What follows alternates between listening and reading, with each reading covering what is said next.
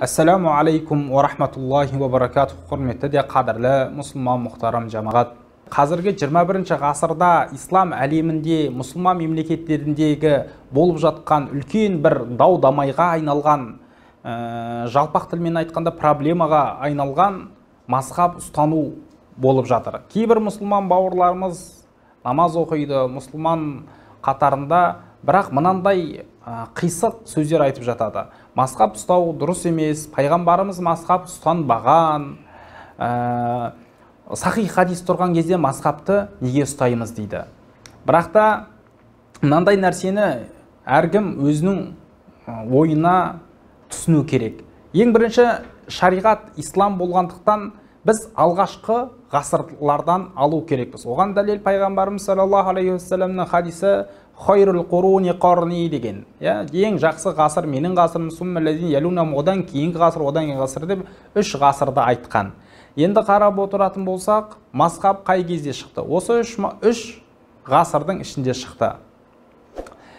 Имам Ахмадтың керемет бір сөзі бар. Ислам әлемінде тақлидті, яғни еруді жоққа шығару дегеніміз, яғни еру дегеніміз бір мазхабқа еру дегеніміз, тақлидті жоққа шығару, ол Құран мен сүннетке қарама қайшы келу дейді. Неге дейтін болсақ, бұл нәрсе ғалымдарымыз, олар тек қана жинақтап біздің алдымызға береді. Және де көптеген ғалымдарымыздың сөздері бар, кез келген сахих хадис фихта жарамсыз болып табылады. Себебі ол хадистің дұрыстылығы ол бір бөлек әңгіме, фихта оны қолдану, яғни шариғатымызда қолдану, ол екінші әңгіме болып нестейді табылады.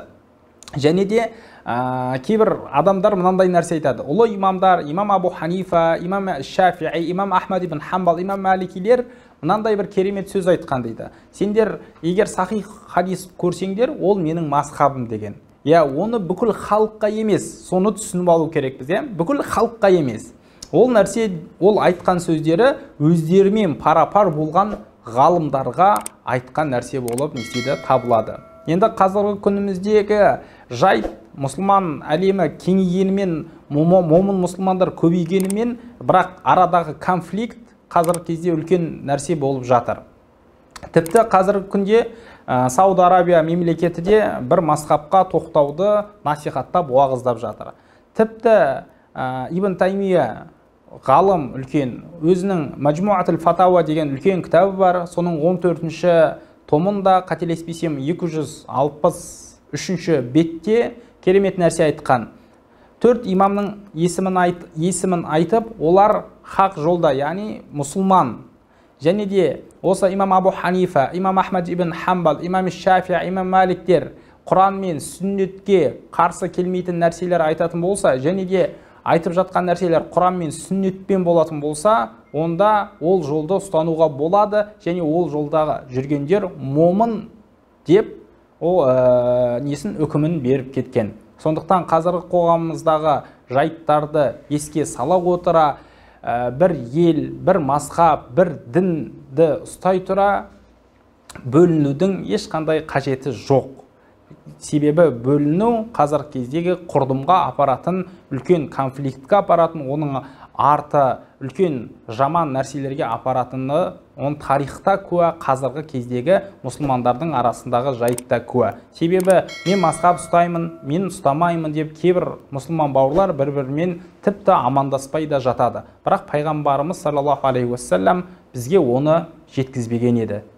Бізге тек қана мұсылман бір-біріне бауыр деген нәрсені жеткізген еді.